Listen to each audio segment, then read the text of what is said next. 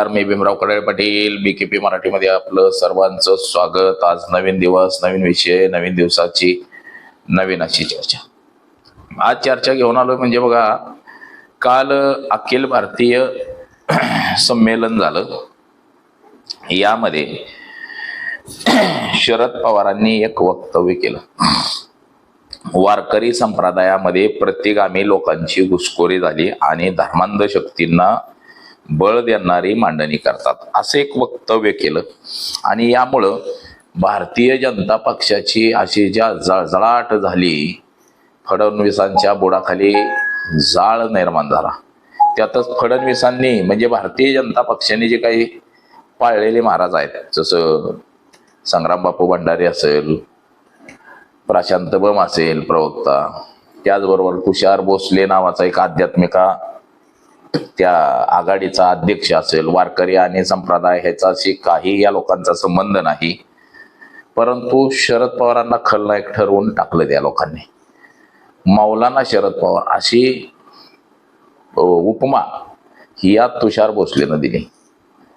म्हणजे सत्य बोललं, खरं बोललं की कसा जळजळाट होतो, त्याचं हे उत्तम उदाहरण आहे. आणि खरं पाहता जे वारकरी संप्रदाय आहे याच्यामध्ये राजकीय पक्षांची घुसखोरी मात्र जोरदार झालेली आहे. हे आपल्याला वारंवार दिसतं. शरद पवार जे बोलले, कर्मकांडाबद्दल बोलले की कर्मकांड म्हणजे वारकऱ्यांचं सांगणं असतं, अंधश्रद्धेला बळ देऊ नका. जसं संत तुकाराम महाराजांनी सांगितलं, ज्ञानेश्वरांनी सांगितलं, मुक्ताईने सांगितलं, तसं आमचे संत गाडगे महाराज सांगत होते. अनेक आमचे महापुरुषांनी सांगितलं, महात्मा फुलेंना सांगितलं, कर्मकांडापासून दूर राहावा. परंतु भारतीय जनता पक्ष नेहमी सांगत असतो की कर्मकांड करा. म्हणजे आतापर्यंतच्या जेवढे प्रकरण बाहेर आले ती सगळी भारतीय जनता पक्षाच्या रिलेटेड लोक आहेत. म्हणजे आमदारकी लढवायची, कर्मकांड करा, घर बांधायचं, कर्मकांड करा. म्हणजे काही झालं तरी हे राजकारणी नेहमी कर्मकांडाच्या बाजूला जातात. तर त्याच विषयावरती शरद पवार बोलले होते. तर याच विषयाची आज चर्चा घेऊन आलो. तर चला, सर्वप्रथम आपण जर चॅनल सबस्क्राईब केला नसेल तर चॅनल सबस्क्राईब करावा ही सर्वांना विनंती. आणि चला चर्चेला सुरुवात करूया. काल शरद पवारांनी एक वक्तव्य केलं आणि देशाच्या राजकारणामध्ये हादरे बसू लागले. महाराष्ट्राला तर बसले, परंतु देशाच्या राजकारणामध्ये हादरे बसले. शरद पवार आणि काही समीकरणं हे ठरलेली असतात आणि पवार साहेब जर एखादा गोष्ट बोलले तर त्याचा परिणाम दूर पर्यंत त्याचा परिणाम होत असतो. आता काल अखिल भारतीय वारकरी संप्रदायाचा जो कार्यक्रम होता, अखिल भारतीय साहित्य संमेलन जे होतं, या साहित्य संमेलनाला शरद पवार यांना कार्यक्रमाला बोलवलेलं होतं.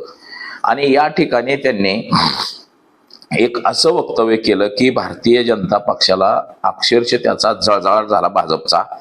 म्हणजे शरद पवार म्हणाले की बाबा, आता वारकरी संप्रदाय जो आहे आताचा, हा 60% वारकरी संप्रदाय हा दादांध, खोटा, थोतांड, कर्मकांड करणारा झालेला आहे. आणि वारकरी संप्रदाय प्रतिगामी झालाय. लोकांनी घुसखोरी त्याच्यामध्ये केली. वारकरी संप्रदाय म्हणजे जो चांगला वारकरी संप्रदाय आहे याच्यामध्ये 60% लोकांनी घुसखोरी केली. जे धर्मांध शक्तीला बळ देणारे लोक आहेत, धर्मांध शक्तीची मांडणी करणारे जे लोक आहेत, यांचं ह्याच्यामध्ये घुसखोरी झाली, असं शरद पवारांनी दिल्लीतील महिला शासकीय अधिकाऱ्यांचे अखिल साहित्य संमेलन जे होते यामध्ये म्हटलं गेलेलं आहे. आणि यामुळे महाराष्ट्राच्या राजकारणात नव्हे तर देशाच्या राजकारणामध्ये मोठा असं वादंग घुसलं. आता शरद पवारांचं असं म्हणता आलं की संप्रदायामध्ये 60% लोकांनी धर्मांध जे मांडणी जे करतात, ते म्हणजे आपले जे विचार लोकांना जे सांगत असतात, हे नेहमी मुस्लिम विरोधी, कर्मकांडाच्या बाजूने, चमत्कार, अशा गोष्टीची मांडणी ते नेहमी करत असतात. आणि या गोष्टींमुळं समाज हा कर्मकांडाकडे जास्त वळलेला आहे, असं शरद पवारांचं मत होतं. आणि त्यांनी म्हटलं की बाबा, हे आपल्या राज्याचं, देशाचं दुर्दैव आहे की लोक सुद्धा त्याच बाजूनी वळतात आणि हे सांगणारी जी लोक आहेत ती 60% लोक ही अशा पद्धतीची झालेली आहे. आता त्यांनी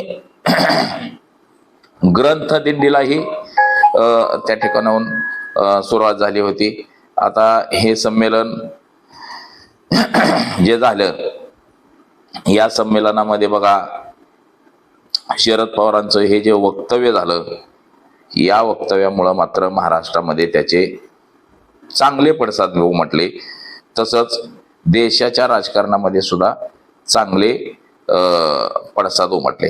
आता यावरती भारतीय जनता पक्षाचे जे आध्यात्मिक आघाडीचा प्रदेशाध्यक्ष आहेत तुषार भोसले यांनी प्रतिक्रिया दिली की मौलाना शरद पवार. त्या तुषार भोसलेचं जेवढं वय आहे तेवढा शरद पवारांचा राजकीय अनुभव आहे. भलेही राजकारणात चढ उतार हे ते सगळ्या गोष्टी असतात, परंतु एखाद्याबद्दल बोलणं अशा पद्धतीचं मौलाना वगैरे वगैरे हे चुकीचं आपल्याला दिसतं. आता त्याहून दुसरी गोष्ट अशी की तुषार भोसले आणि वारकरी संप्रदाय आध्यात्मिक ह्याच्याशी काहीही संबंध नाही. ते भारतीय जनता पक्षाचं काम करणारा माणूस आहे.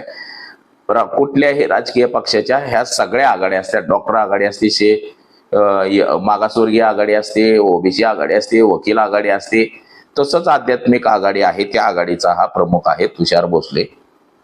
तुषार भोसलेंनी कधीही वारकरी संप्रदाय किंवा लोकांना प्रबोधनामधून चांगलं काही सांगितलेलं कधी आपल्याला आठवणार नाही आणि कधी सांगितलंही नाही. त्याचबरोबर जे आपल्याला संग्राम भंडारी त्यांनी सुद्धा शरद पवारांजीवरती जी टीका टिप्पणी केली, जे संग्राम भंडारी आहे, हे आपण संग्राम भंडारीचं उदाहरण पाठीमागच्या काळात पाहिलं होतं की ज्यावेळेस थोरातांचा पराभव झाला होता त्यावेळेस मात्र थोरातांचं आणि ते वाद झाल्यानंतर त्यावेळेस त्यांनी सांगितलं होतं की आम्हाला सुद्धा नथुराम गोडसे व्हावा लागल. हे संग्राम बापू भंडारी, ते बापू म्हणण्याच्या लायकीचं नाही पण संग्राम भंडारी यांनी म्हटलेलं होतं. आता एखादा वारकरी नथुराम गोडसेचं नाव कधीही घेणार नाही, कदापि घेणार नाही. नथुराम गोडसेनी महात्मा गांधीची हत्या घडवून आणली होती आणि नथुराम गोडसेंचे विचार हे जिहादी विचार असल्याचं त्यावेळेस सांगितलेलं होतं. त्यावेळेस RSS वरती सुद्धा बंदी आलेली होती महात्मा गांधीची हत्या झाल्यानंतर. मात्र अशा ज्या गोष्टी आहेत या गोष्टींना मात्र बळ देण्याचं काम हे संग्राम बापू भंडारी असू द्या किंवा तुषार भोसले असू द्या, हे कर्मकांडाला बळ देणारी लोक आहेत असंही आपल्याला म्हणता येईल. आता भारतीय जनता पक्षाचा प्रवक्ता आहे नवनाथ बन, हे कधी काळी पत्रकार होते. भारतीय जनता पक्षावरती तुटून पडायचे, ते प्रश्नाची सरबती करायचे, परंतु आज भारतीय जनता पक्षाच्या वळचणीला जाऊन बसले. त्यांची पत्रकारिता संपली, विश्वासार्हता सुद्धा त्यांची संपून गेलेली आहे. आता फक्त आणि फक्त भारतीय जनता पक्षाचंच गुणगान गाणं, म्हणजे हे जे तुषार भोसले असेल, संग्राम बापू भंडारे असेल किंवा नवनाथ बन, ही सगळी भारतीय जनता पक्षासाठी काम करणारी मंडळी आहे.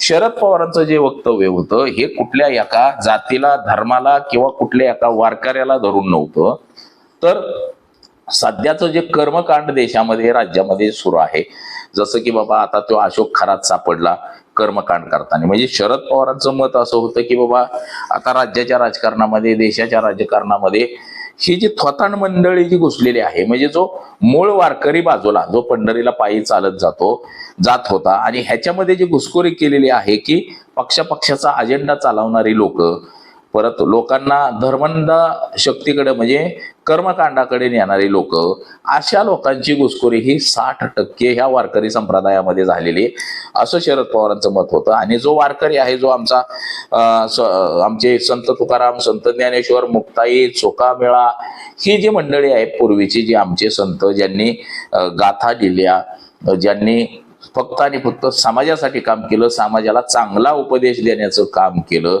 अशी मंडळी मात्र कुठंतरी बाजूला पडलेली दिसते. आणि ह्याच्यामध्ये जी घुसखोरी केलेली मंडळी आहे, घुसखोरी म्हणजे कुठल्या तरी एखाद्या पक्षाचा अजेंडा चालवायचा, ह्याच्यासाठी जी शिरलेली मंडळी आहे, म्हणजे शिवाजी महाराज, संभाजी महाराज हे कसे हिंदुत्ववादी होते हे सांगणारे विचार मांडायचे, म्हणजे ते स्वराज्य रक्षक होते, स्वराज्यासाठी त्यांनी केलं, परंतु त्यांना हिंदू रक्षक कसं सांगता येईल, अशा पद्धतीची मंडळी ह्या सगळ्या गोष्टींमध्ये घुसलेली आहे. देव, कर्मकांड करणे, पूर्वी बघा राजकारणामध्ये वेगवेगळं असायचं. राजकारणी लोक अंधश्रद्धा काढत होते, परंतु आता अंधश्रद्धा ही राजकारणी मंडळीच वाढवत आहेत. म्हणजे विधानसभेला फॉर्म भरायचा म्हटलं तरी सुद्धा महाराजाकडे जाणं, तिथं कर्मकांड पूजापाठ करणं आपण अनेक बघितलेलं आहे. एकनाथ शिंदे बघितलं, रुपाली चाकणकर बघितलं, त्याचबरोबर महाडचा आमदार गोगावले, भरत गोगावले बघितलं अफजल आपण की कशा पद्धतीचं होम हवन करणं, पूजापाठ करणं, म्हणजे हे कर्मकांड आहे. जाळामध्ये तूप टाकणं, जाळामध्ये डालडा टाकणं, जाळामध्ये खोबरं जाळणं, तूप जाळणं हे कर्मकांड आहे मोठं. म्हणजे हे खाण्यासाठी लोकांना उपयुक्त आहे. याच्या अगोदर सुद्धा आपण पाहिलं की 11,000 लिटरचा टँकर दुधाचा पाण्यामध्ये टाकून दिला. तर का टाकून दिला? तो कर्मकांडच आहे, ते धर्मांधच आहे, कर्मकांडच आहे. तर हे रोखण्यासाठी संतांनी काम केलं पाहिजे. संतांच्या भूमीमध्ये ह्या कर्मकांड करणाऱ्या वारकऱ्यांची घुसखोरी मोठ्या प्रमाणामध्ये झालेली आहे, असंच शरद पवारांचं सुद्धा मत होतं. त्याचबरोबर देश पातळीवरती सुद्धा हे मोठ्या प्रमाणामध्ये समस्या निर्माण झालेली आहे की अशा धर्मांध शक्ती बसल्यामुळं सर्वसामान्य माणसाला त्याचा नाहक बळी व्हावा लागतो. आपण पाहतो की बलात्काराच्या संख्या किती वाढल्यात आणि त्या सगळ्या जे हे जादूटोणा करणारे महाराज आहेत कुठं, ह्यांच्याकडेच ह्या सगळ्या घडतात. जादूटोणा करणाऱ्याला सरकारच बळ देतंय असंही म्हणता येईल. नुसता जो आपला कायदा, अंधश्रद्धेचा कायदा निर्माण केलेला आहे, त्या कायद्यान्वये कुणावरही कारवाई केली जात नाही. जर एखादं कुठं काय उठलंच वादन, अशाच ठिकाणी फक्त हा गुन्हा दाखल केला जातो, अन्यथा दुसरीकडे कुठेही केला जात नाही. म्हणजे आपण पाहिलं बऱ्याच वेळा की कशा पद्धतीनं हे सगळे कारभार चाललेले आहेत. तर शरद पवारांचा सुद्धा तोच रोख होता की भारतीय जनता पक्ष जो कर्मकांडाला बळ देतो, जे वारकरी संप्रदायामध्ये 60% ज्या गोंधळगिरी करणारा वारकऱ्यांचं त्याच्यामध्ये मिसळलेला आहे हा वारकरी संप्रदाय, तर याबाबत शरद पवारांचं हे वक्तव्य होतं. परंतु भारतीय जनता पक्षाला मात्र हे वक्तव्य अतिशय खटकलं. अगदी बुडाला आगच लागली भारतीय जनता पक्षाच्या. देवेंद्र फडणवीस असू द्या, तुषार भोसले असू द्या, नवनाथ बन असू द्या, संग्राम भंडारी असू द्या, या सगळ्यांनी शरद पवारांच्या विरोधात अक्षरशः रान उठवलं, तुटून पडले शरद पवारांवरती. परंतु जनतेमध्ये जो संदेश जायचा तो मात्र संदेश नक्कीच गेला. तर बघा, आज एवढंच. माझा सहकारी कॅमेरामन अनिकेत समी, भीमराव कडाळे पाटील, BKP मराठी, इंदापूर, पुणे.